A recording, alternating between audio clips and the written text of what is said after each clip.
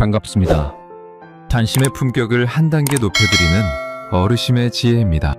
1788년 독일의 작은 도시 단치히에서 태어난 쇼펜하우어의 아버지는 성공한 무역상이었고 어머니는 사교계에서 이름 높은 소설가였습니다. 물질적으로는 아무것도 부족하지 않았습니다. 그런데 이 아이는 평생을 외로움 속에서 보냈습니다. 아버지는 일찍 세상을 떠났고 어머니는 아들보다 자신의 문학살롱을 더 사랑했습니다. 친구라 부를 만한 사람도 마음을 나눌 연인도 곁에 오래 머물지 않았습니다. 세상은 그를 괴팍한 철학자라 불렀습니다. 그런데 참 이상한 일입니다. 평생을 고독 속에서 살았던 이 철학자가 남긴 글들이 200년이 넘는 세월이 흐른 지금까지도 수많은 사람들의 가슴을 울리고 있습니다. 가까운 사람 때문에 가슴이 답답했던 적이 있다면, 누군가의 말 한마디에 밤새 뒤척인 적이 있다면 이 이야기들이 묵직한 위로가 될 것입니다. 이야기 시작 전 구독과 좋아요 버튼을 한번 꾹 눌러주십시오. 매일 여러분의 마음을 편안하게 해드릴 쇼펜하우어의 지혜를 가장 먼저 보실 수 있습니다. 첫 번째 인간은 본래 혼자라는 사실을 받아들이기. 사람은 태어날 때도 혼자이고 떠날 때도 혼자입니다. 그 사이에 만나는 모든 인연은 잠시 스쳐 지나가는 바람과 같습니다. 쇼펜하우어는 이것을 삶의 가장 기본적인 진실이라고 말했습니다. 60대 후반의 김영자 씨는 남편을 떠나보낸 지 3년이 되던 해 겨울, 문득 자신이 이 세상에서 완전히 혼자라는 사실을 깨달았습니다. 40년 가까이 함께 살았던 사람이 옆에 없다는 것은 단순히 집이 조용해진 것 이상의 의미였습니다. 아침에 눈을 떠도 안부를 물을 사람이 없고 저녁 밥상을 차려도 맞은편 자리는 늘 비어 있었습니다. 김용자 씨에게 가장 힘들었던 것은 밤이었습니다. 텔레비전을 끄고 나면 집안에 가득 차는 정적이 마치 물처럼 온몸을 감쌌습니다. 처음에는 그 고요함이 무서웠습니다. 그래서 자식들에게 전화를 걸었습니다. 큰아들에게 전화하면 회의 중이라 못 받겠다는 문자가 왔고, 딸에게 전화하면 아이 재우느라 바쁘다며 내일 전화하겠다는 말이 돌아왔습니다. 자식들이 못되어서가 아닙니다. 그 아이들도 저마다의 삶이 있고 저마다의 외로움이 있는 것입니다. 다만 김영자 씨는 그때 깨달았습니다. 내가 외로울 때 누군가가 반드시 그 외로움을 채워줄 거라는 기대 자체가 얼마나 허약한 것인지를요. 쇼펜하우어는 이렇게 말했습니다. 우리가 타인에게서 행복을 구하려 하는 것은 사막에서 샘물을 찾는 것과 같다고요. 가끔 신기루처럼 보일 수는 있지만 정작 목이 마를 때 그 물은 손에 잡히지 않는다고 했습니다. 이 말이 처음에는 너무 차갑게 들릴 수도 있습니다. 그런데 곰곰이 생각해보면 이것은 절망이 아니라 오히려 자유를 향한 첫걸음입니다. 김영자 씨는 그 겨울이 지나고 봄이 왔을 때 집 앞 작은 화단에 꽃씨를 심기 시작했습니다. 아무도 시키지 않았고 아무도 함께하지 않았습니다. 혼자서 흙을 파고 혼자서 물을 주었습니다. 그런데 이상하게도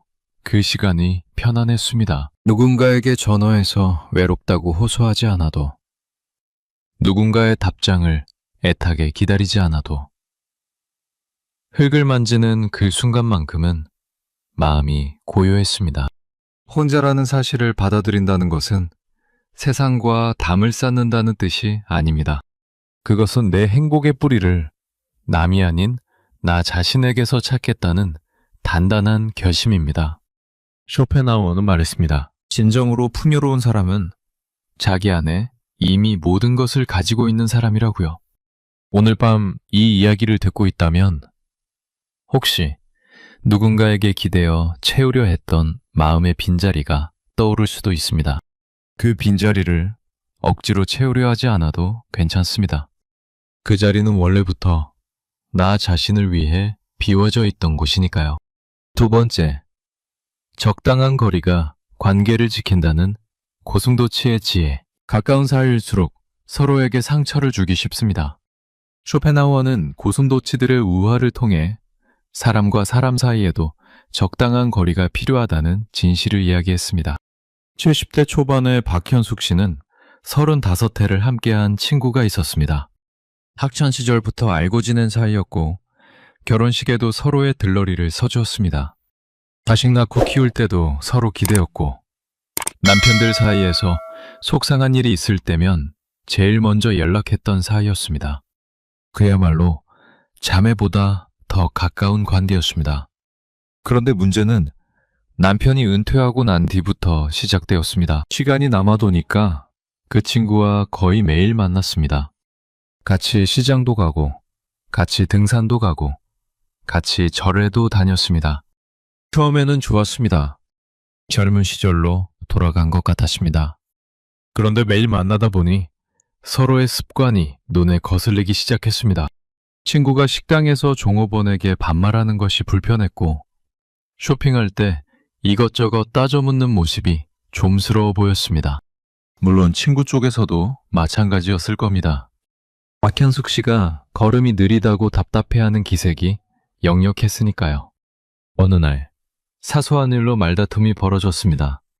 등산 모임에서 점심 메뉴를 두고 의견이 갈렸는데 그게 도화선이 되어 그동안 쌓였던 서운함이 한꺼번에 쏟아졌습니다. 친구는 본인이 항상 양보만 했다고 했고 박현숙 씨는 본인이야말로 참을 만큼 참았다고 했습니다.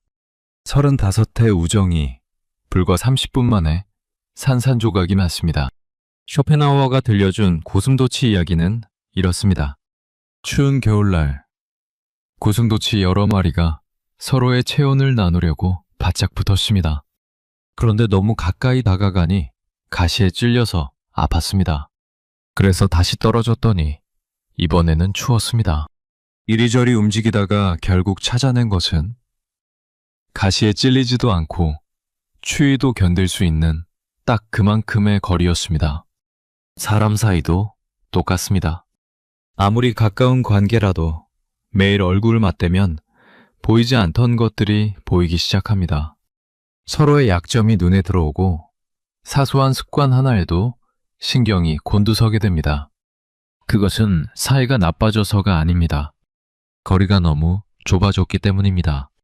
박현숙 씨는 그 일이 있고 나서 석 달 동안 그 친구와 연락을 하지 않았습니다. 처음 한 달은 서운하고 화가 났습니다. 두 번째 달에는 그리워졌습니다. 세 번째 달에는 생각이 달라졌습니다. 매일 만나면서 서로의 가시에 찔리느니 한 달에 한두 번 만나서 반가운 얼굴을 보는 편이 훨씬 낫겠다는 깨달음이 온 것입니다. 결국 박현숙 씨가 먼저 연락을 했습니다. 미안하다는 말도 원망하는 말도 하지 않았습니다. 그저 요즘 어떻게 지내느냐고 안부를 물었습니다. 친구도 반가워했습니다. 둘은 다시 만났지만 예전처럼 매일 만나지는 않았습니다. 한 달에 한 번 서로가 그리워질 무렵에 만나서 차 한 잔을 나누었습니다.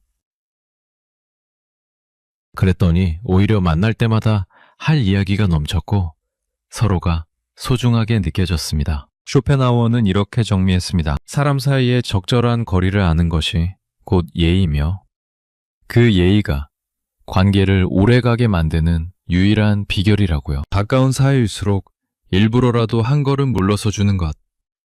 그것이 고슴도치의 지혜입니다. 살아가는 사람에게 가시를 찔리고 싶지 않다면 적당한 거리에서 서로의 온기를 느끼는 법을 배워야 합니다. 세 번째 자식은 내 소유가 아닌 귀한 손님으로 대하기. 세상에서 가장 끊기 어려운 끈이 있다면 그것은 부모와 자식 사이의 끈일 것입니다. 그런데 쇼펜하우어는 말했습니다. 자식을 놓아줄 줄 아는 부모가 진정으로 자식을 사랑하는 부모라고요. 60대 중반의 정은숙 씨에게는 아들이 하나 있었습니다. 남편 없이 홀로 키운 아들이었습니다. 새벽부터 밤까지 식당에서 일하며 그 아이 하나만 바라보고 살았습니다. 아들이 대학에 갈 때도, 취직할 때도, 결혼할 때도 정은숙 씨는 언제나 아들 곁에서 모든 것을 챙겼습니다. 자식 잘 되는 게 부모의 낙이라고.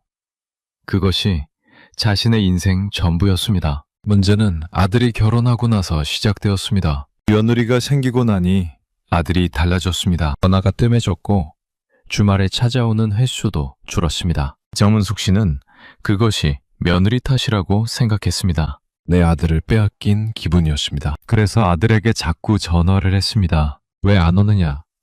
밥은 먹었느냐?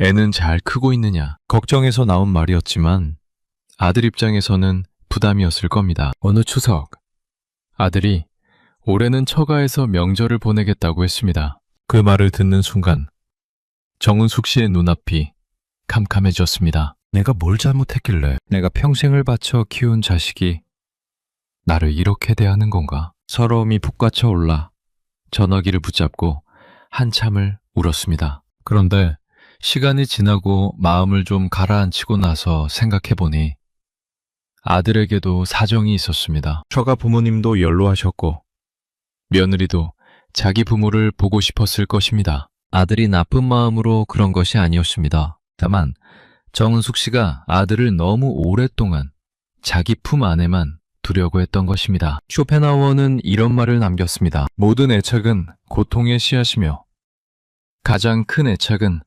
가장 큰 고통을 만든다고요. 자식에 대한 사랑은 이 세상에서 가장 깊은 애착입니다. 그런데 그 사랑이 집착이 되면 사랑하는 사람에게도 사랑받는 사람에게도 고통이 됩니다. 정은숙 씨는 그 추석 이후로 마음을 바꾸었습니다. 아들에게 먼저 전화하는 횟수를 줄였습니다. 처음에는 참기가 어려웠습니다. 전화기를 들었다가 내려놓기를 수없이 반복했습니다. 그런데 이상한 일이 일어났습니다. 정은숙 씨가 연락을 줄이자 오히려 아들이 먼저 전화를 하기 시작했습니다. 엄마 요즘 뭐하고 지내시느냐고. 다음 주에 손주 데리고 가겠다고요. 잡고 있을 때는 도망가던 아이가 놓아주니까 스스로 돌아온 것입니다. 자식은 매 분신이 아닙니다. 잠시 내 집에 머물다가는 귀한 손님입니다. 손님을 대할 때는 지나치게 간섭하지도 않고 지나치게 무관심하지도 않는 것이 예의입니다. 적당한 관심을 보이되 그 사람의 자유를 존중해 주는 것이 가장 아름다운 환대입니다. 자식도 마찬가지입니다. 사랑하되 묶어두지 않고 걱정하되 간섭하지 않는 것. 그것이 부모가 가질 수 있는 가장 고귀한 사랑의 방식입니다. 네 번째, 굳이 애쓰지 않아도 될 인연은 과감히 내려놓기. 모든 인연이 다 소중한 것은 아닙니다. 어떤 인연은 나를 성장시키지만 어떤 인연은 나를 갉아먹습니다. 쇼펜하우어는 말했습니다. 나쁜 관계를 정리하는 것이야말로 인생에서 가장 현명한 결단이라고요. 70대 초반의 이순옥 씨는 20년 넘게 다니던 문화센터 서예 모임이 있었습니다. 같은 취미를 가진 동갑내기들이 모여 일주일에 한 번씩 만나는 소박한 모임이었습니다. 처음에는 서로 글씨를 써보이고 품평하는 것이 즐거웠습니다. 그런데 세월이 흐르면서 모임의 분위기가 조금씩 바뀌었습니다. 모임에서 가장 목소리가 큰 한 사람이 분위기를 좌지우지했습니다. 그 사람은 다른 사람들의 글씨를 평가하면서 은근히 비교를 하는 버릇이 있었습니다. 이순옥 씨의 글씨를 보고는 열심히는 하는데 재능은 타고나야 한다며 고개를 절레절레 흔들었습니다. 본인은 그저 솔직한 것뿐이라고 했지만 듣는 사람은 가슴에 멍이 들었습니다. 이순옥 씨는 그 말을 들을 때마다 웃으며 넘겼습니다. 그런데 집에 돌아오면 이상하게도 기분이 가라앉았습니다. 내가 왜 이렇게 속이 상하지? 별것 아닌 말인데. 그렇게 스스로를 달래보았지만 모임에 가는 날이 다가오면 발걸음이 무거웠습니다. 즐거우려고 나가는 모임이 오히려 스트레스가 들고 있었습니다. 쇼펜하우어는 이렇게 말했습니다. 불필요한 사람과의 관계를 유지하느라 쓰는 에너지는 영혼을 갉아먹는 독과 같다고요. 의무감으로 유지하는 관계, 체면 때문에 끊지 못하는 관계, 상대에게 끌려다니면서도 차마 벗어나지 못하는 관계. 이런 관계들은 시간이 지날수록 나를 작게 만듭니다. 이순옥 씨는 결국 용기를 냈습니다. 20년 다니던 서예 모임에 나가지 않기로 했습니다. 처음에는 주변 사람들이 왜 안 나오느냐고 묻기도 했고, 혼자 집에 있으니 허전하기도 했습니다. 그런데 한 달이 지나자 이상한 변화가 생겼습니다. 아침에 눈을 뜰 때 가슴이 가벼웠습니다. 누군가의 시선을 의식하지 않고 혼자서 붓을 잡으니 오히려 글씨가 더 잘 써졌습니다. 비교할 대상이 없으니까 순수하게 글씨 쓰는 것 자체를 즐길 수 있게 된 것입니다. 관계를 정리한다는 것은 그 사람을 미워한다는 뜻이 아닙니다. 나를 지키기 위한 선택입니다. 정원을 가꿀 때 잡초를 뽑는 것처럼 내 마음의 정원에도 때때로 가지치기가 필요합니다. 나를 아프게 하는 관계를 놓아버리면 그 자리에 훨씬 건강한 무언가가 자라날 수 있습니다. 그러니 굳이 애쓰지 않아도 될 인연이라면 과감히 내려놓으십시오. 그것이 나 자신에게 줄 수 있는 가장 큰 선물입니다.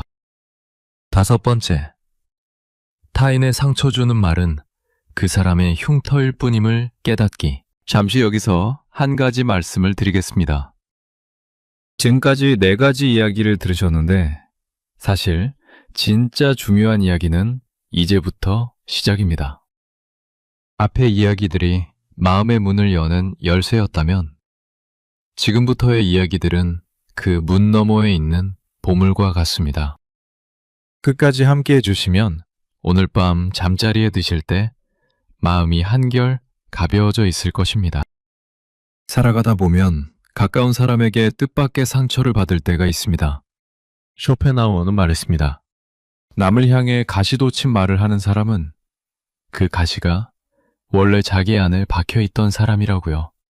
60대 초반의 최정자 씨는 동창 모임에 나갔다가 오래간만에 만난 친구에게서 뜻밖의 말을 들었습니다. 너 요즘 얼굴이 많이 늙었다. 옷도 좀 나이에 맞게 입어라. 손주라도 빨리 봐야 할 것 아니냐. 농담처럼 던진 말이었지만 최정자 씨의 가슴에는 비수처럼 꽂혔습니다. 집에 돌아와서도 그 말이 머릿속에서 떠나지 않았습니다. 거울 앞에 서서 자기 얼굴을 한참 들여다보았습니다. 그런데 나중에 다른 친구를 통해 그 사람의 사정을 알게 되었습니다. 그 친구는 최근에 남편과 크게 다투고 별거 중이었습니다.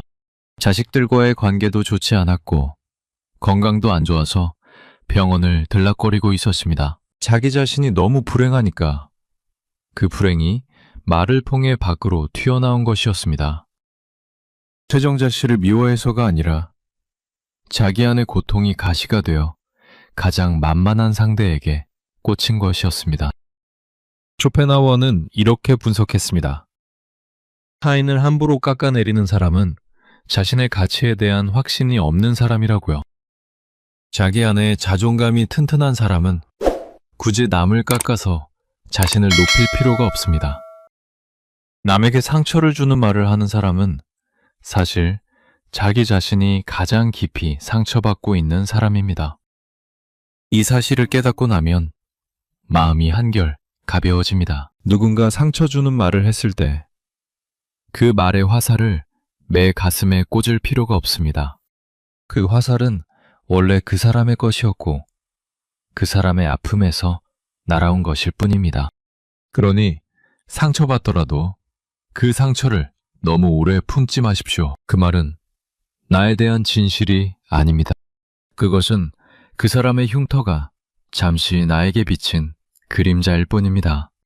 6번째, 침묵을 지킬수록 내면의 에너지가 단단해지는 이유. 말이 많아지면 실수도 많아지고 상처를 주는 일도 상처를 받는 일도 늘어납니다.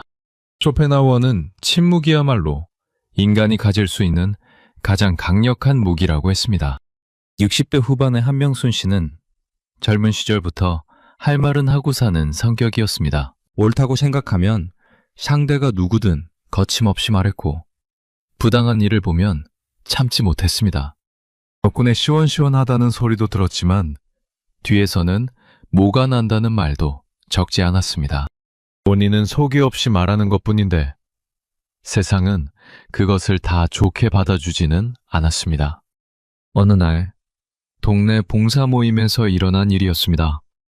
회비 사용 내역을 놓고 한명순 씨가 의문을 제기했습니다. 잘못된 부분을 바로잡으려는 마음이었을 뿐인데 모임의 총무는 자신에 대한 불신이라고 받아들였습니다. 그 일로 모임 분위기가 냉랭해졌고 한명순 씨를 불편해하는 사람들이 생겼습니다. 옳은 말을 했을 뿐인데 왕따가 된 것입니다. 한명순 씨는 억울했습니다. 잘못된 것을 잘못되었다고 하는 것이 뭐가 나쁘냐고. 나는 사실을 말한 것뿐인데. 그런데 결과적으로 자신만 손해를 본 셈이었습니다.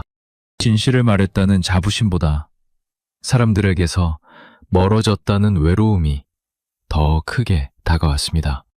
쇼펜하우어는 말했습니다. 모든 진실을 말해야 할 의무는 없다고요. 옳은 말이라고 해서 반드시 입 밖으로 꺼내야 하는 것은 아니라고 했습니다. 말은 한번 뱉으면 주워 담을 수 없고 듣는 사람은 그 말의 내용보다 그 말을 한 사람의 태도를 더 오래 기억합니다. 그러니 말을 아끼는 것은 비겁한 것이 아니라 자신의 에너지를 지키는 현명한 선택이라고 했습니다.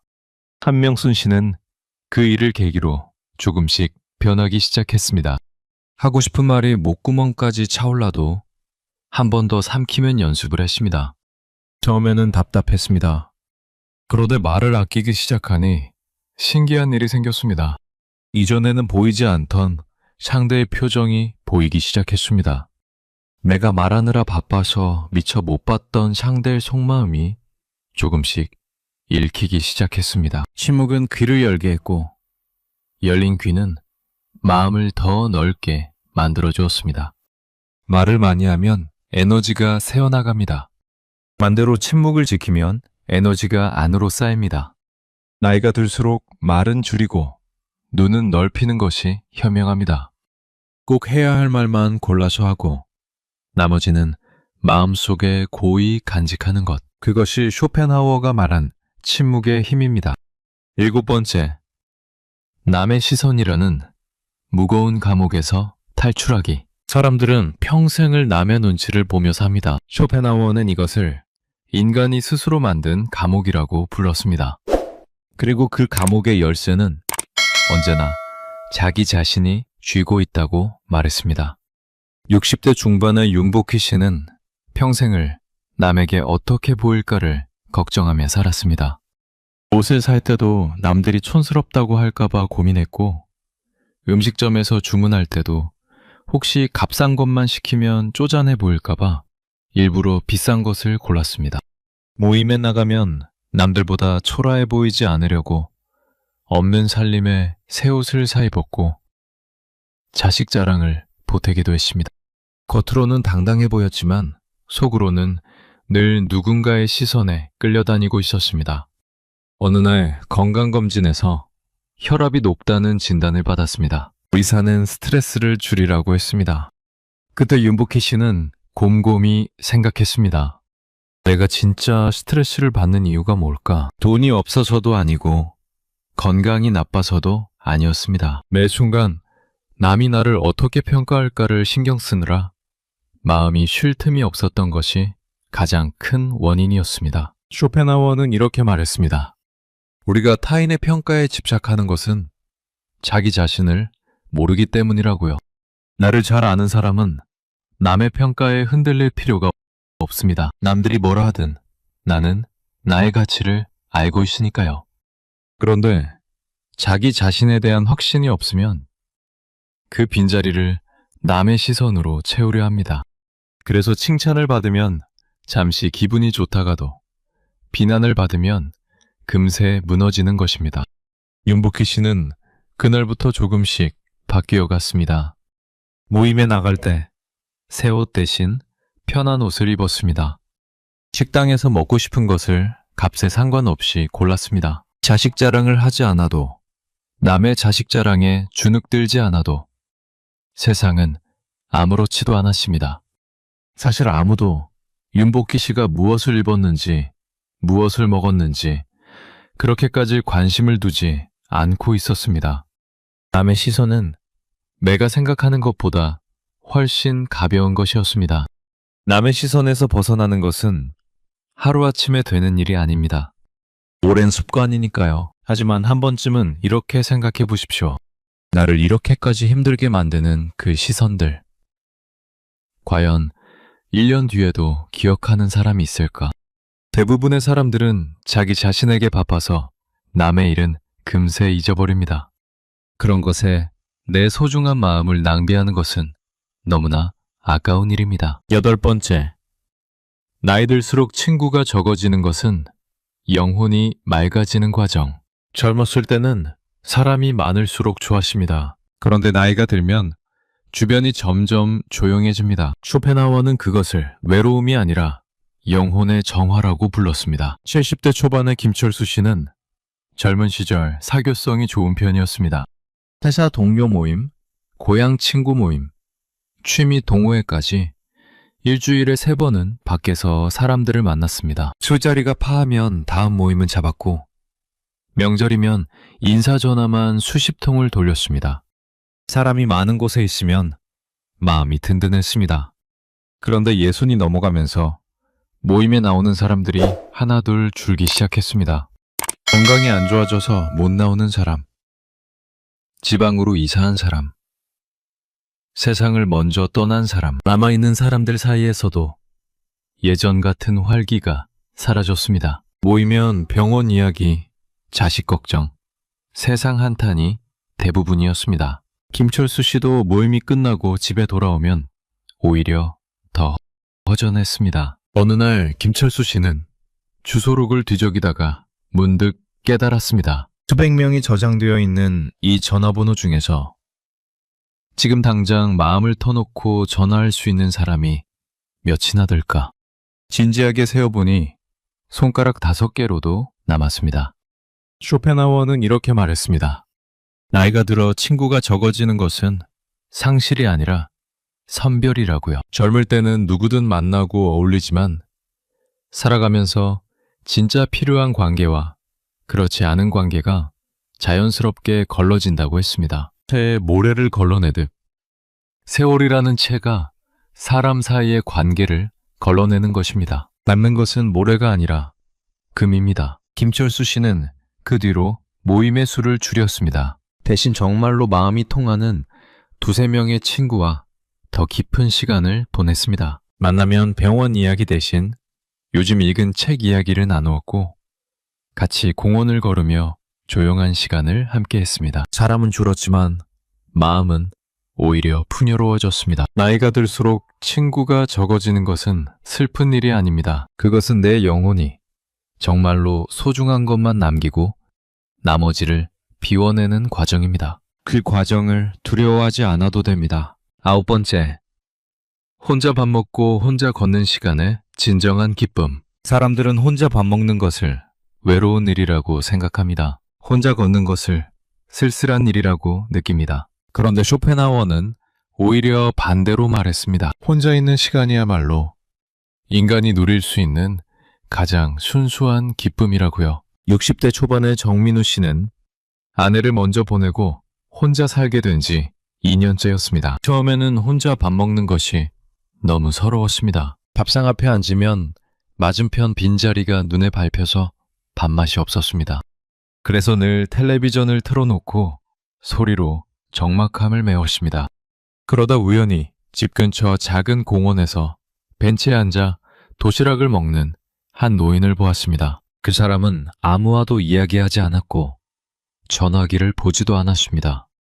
그저 천천히 반찬을 집어먹으며 나뭇잎 사이로 떨어지는 햇살을 바라보고 있었습니다. 그 모습이 이상하게도 외로워 보이지 않았습니다. 오히려 평온해 보였습니다. 정민우 씨도 어느 날 용기를 내어 도시락을 싸서 공원에 나갔습니다. 벤치에 앉아 혼자서 밥을 먹었습니다. 처음에는 지나가는 사람들의 시선이 신경 쓰였습니다.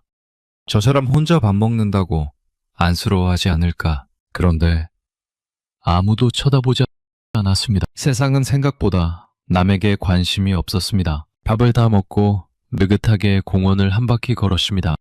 바람이 얼굴을 스치고 새가 울고 멀리서 아이들 웃음소리가 들렸습니다. 그 소리들을 가만히 듣고 있으니 마음이 고요해졌습니다. 쇼펜하우어는 말했습니다.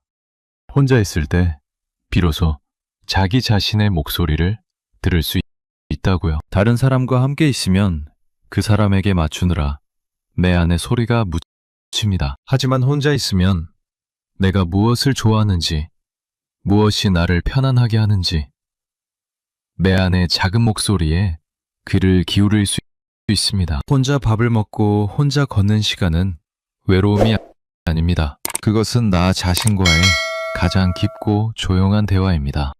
10번째 인연에 집착하지 않고 물 흐르듯 방관하는 지혜. 인연이란 것은 물과 같아서 잡으려 하면 손가락 사이로 빠져나가고 그 배로 두면 자연스럽게 흘러갑니다. 쇼펜하우어는 인연의 끈을 너무 꽉 쥐는 것이 고통의 시작이라고 가르쳤습니다. 60대 후반의 송미경 씨는 은퇴 후 요가 교실에서 알게 된 친구가 있었습니다. 마음이 잘 맞아서 매주 만났고 서로의 이야기를 깊이 나누었습니다. 송미경 씨에게는 남편을 보내고 난 뒤 처음으로 마음을 열 수 있었던 소중한 인연이었습니다. 그런데 그 친구가 자녀를 따라 다른 지역으로 이사를 가게 되었습니다.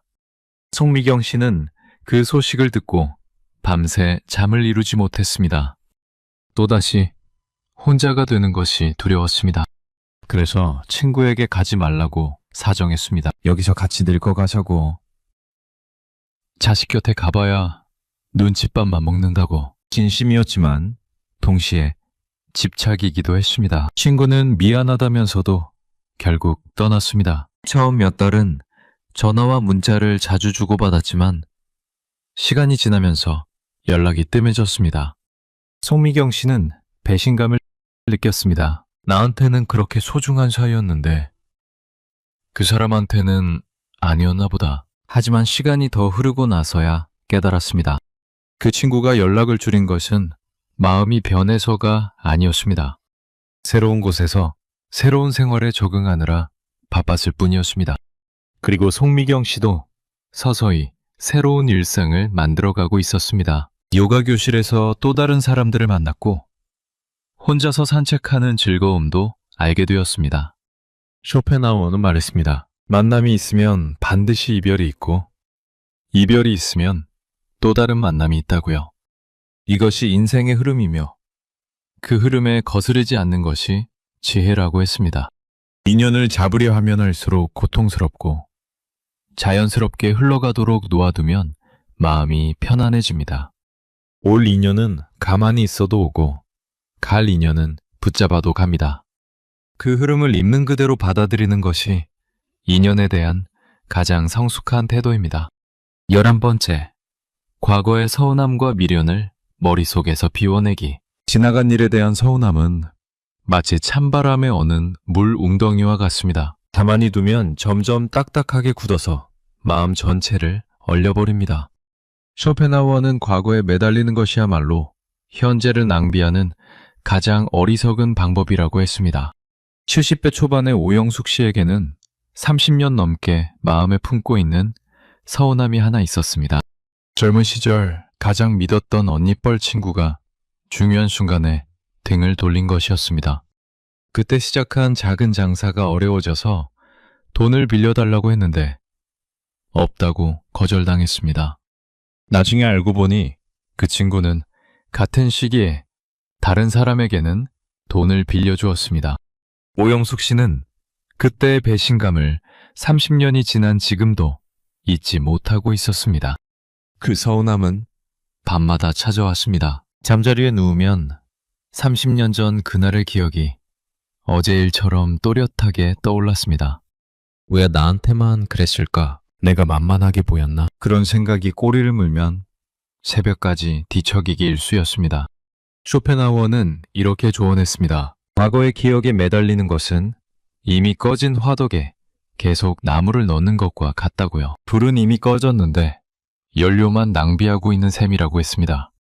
그 서운함의 상대는 이미 잊었을지도 모릅니다. 혹은 자기 나름의 사정이 있었을 수도 있습니다. 어쩌면 그 사람도 같은 시간 동안 미안함을 품고 살았을 수도 있습니다.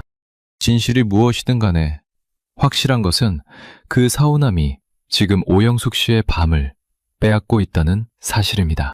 과거의 서운함을 비워내는 것은 그 사람을 용서하라는 뜻이 아닙니다. 나 자신을 위해 그 짐을 내려놓으라는 뜻입니다. 30년 동안 무거운 돌덩이를 가슴에 품고 살아온 것만으로도 충분합니다. 이제 그 돌을 조용히 내려놓아도 됩니다. 과거는 바꿀 수 없지만 오늘 밤의 마음만큼은 스스로 가볍게 만들 수 있습니다. 12번째, 나의 진짜 가치는 남의 평가로 결정되지 않음. 세상은 끊임없이 사람을 평가합니다. 무엇을 가졌느냐, 얼마나 성공했느냐, 자식은 어떻게 되었느냐. 쇼펜하우어는 말했습니다. 자기 가치를 남의 잣대에 맡기는 순간 평생을 불안 속에서 살게 된다고요. 60대 중반의 강순희 씨는 평생을 성실하게 살아온 사람이었습니다. 크게 벌지도 크게 잃지도 않았습니다. 남편과 둘이서 작은 가게를 하며 아이 셋을 키웠고 빚 없이 살았습니다. 누가 봐도 평범하지만 나름대로 단단한 삶이었습니다.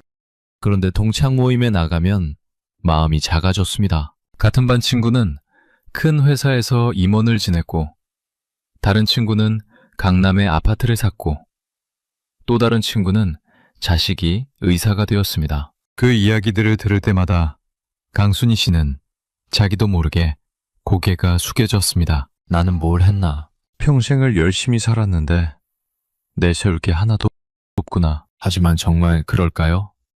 쇼펜하우어는 말했습니다. 세상이 정해놓은 성공의 기준은 허상이라고요. 남들에게 보여주기 위한 삶이 아니라 자기 자신에게 떳떳한 삶을 사는 것이 진정한 성공이라고 했습니다.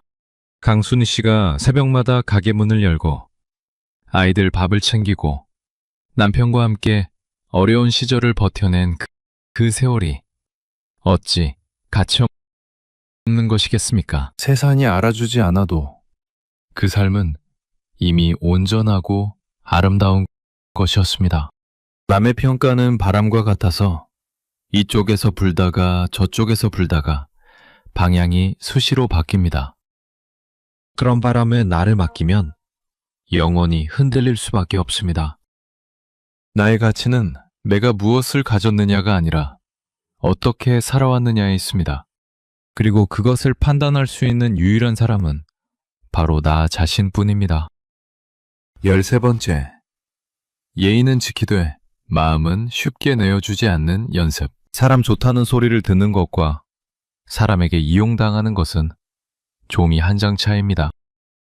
쇼펜하우어는 말했습니다. 모든 사람에게 친절할 필요는 없지만 모든 사람에게 예의 바를 필요는 있다고요. 그리고 이 둘의 차이를 아는 것이 지혜의 시작이라고 했습니다.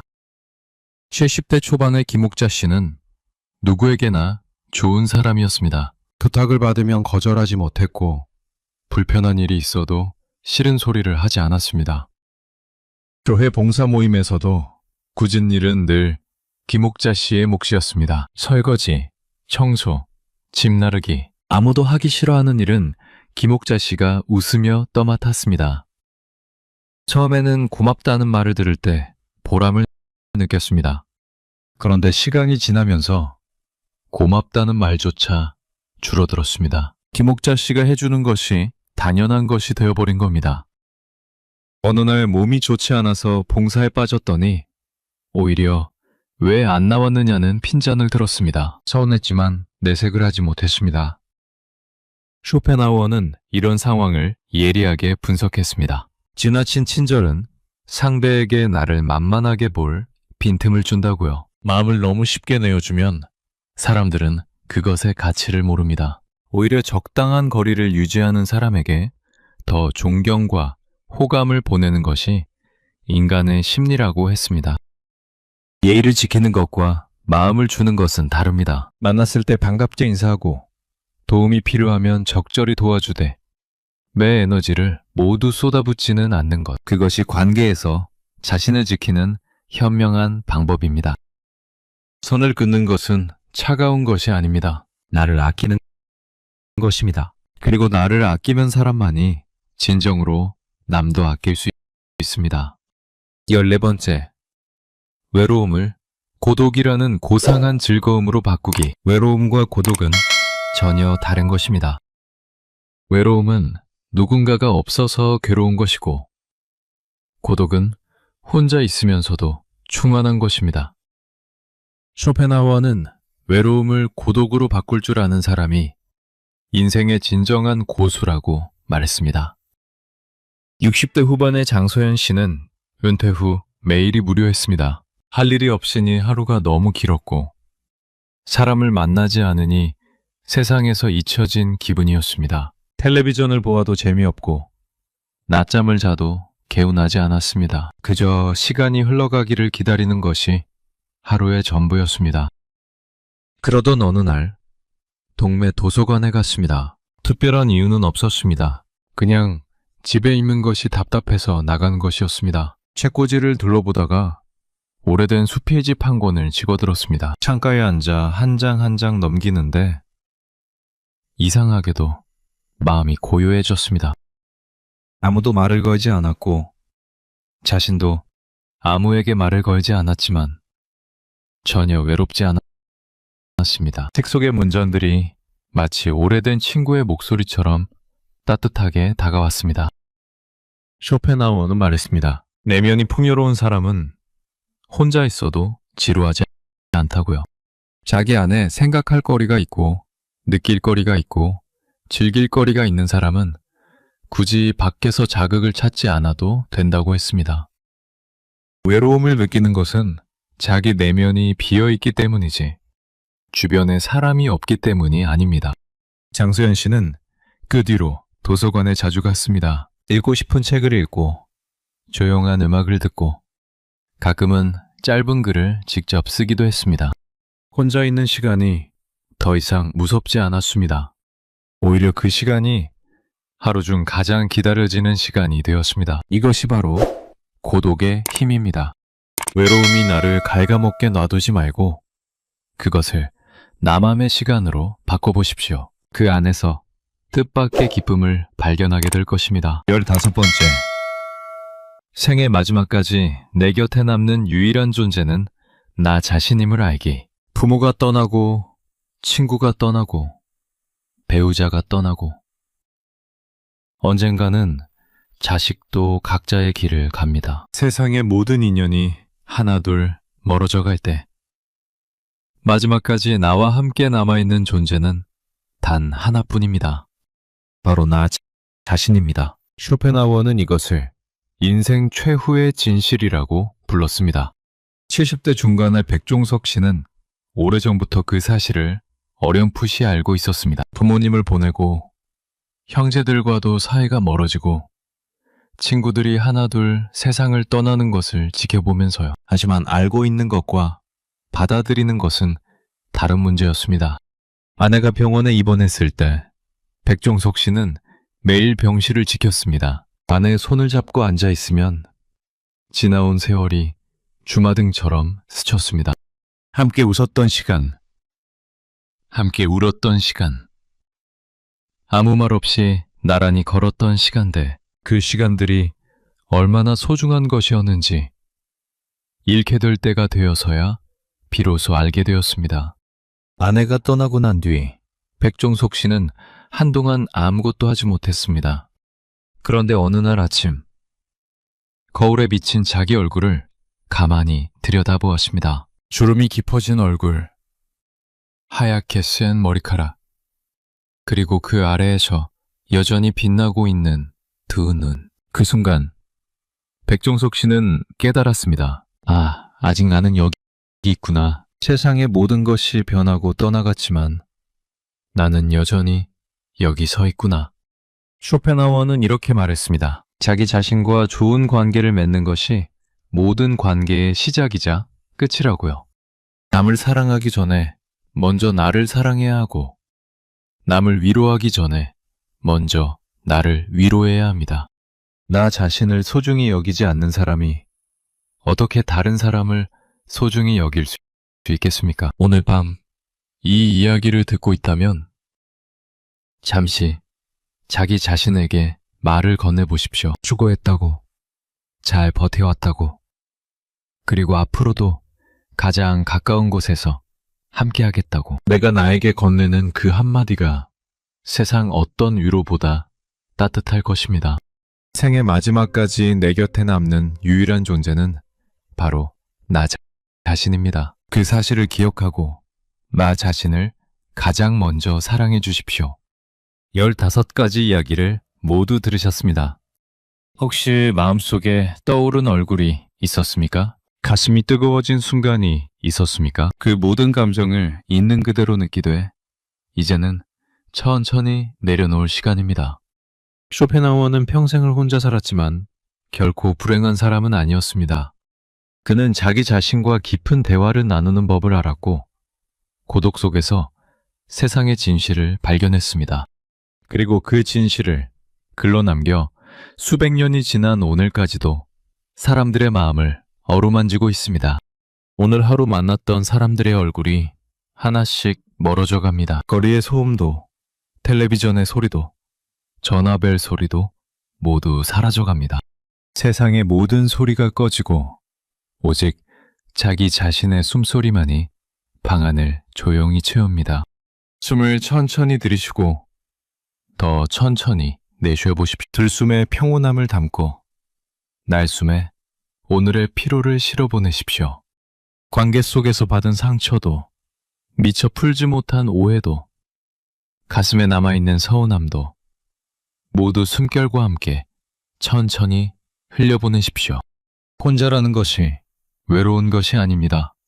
지금 이 순간, 이 고요한 밤에 나 자신과 마주하고 있는 이 시간이야말로 가장 온전하고 평화로운 순간입니다. 아무것도 하지 않아도 됩니다. 아무도 만나지 않아도 됩니다. 그저 이 평온한 고독 속에서 깊은 잠에 드십시오. 마음의 짐을 모두 내려놓은 가벼운 몸으로 오늘 밤은 아무 꿈도 꾸지 않는 깊고 편안한 잠에 빠져드십시오. 오늘도 하루를 무사히 보낸 것만으로 충분히 잘한 것입니다. 평안한 밤이 되기를 바랍니다.